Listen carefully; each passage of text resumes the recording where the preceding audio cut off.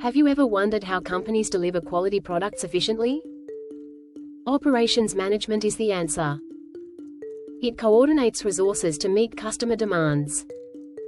This involves planning, organizing, and supervising processes. First, let's define operations management. It's the backbone of any business. This discipline oversees the production and delivery of goods and services. Next, we break it into key components. 1. Planning. This sets the strategy. Identify what needs to be done. 2. Organizing. This involves allocating resources. Make sure you have the right tools. 3. Leading. This is about teamwork. Motivating staff ensures productivity. 4. Controlling. This monitors performance.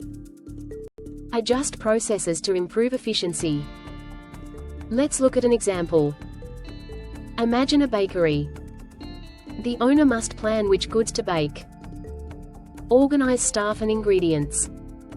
Lead the team in creating delicious bread. Finally, control the cooking times for perfection. Operations management simplifies the complexities of running a business. It helps streamline activities for better outcomes.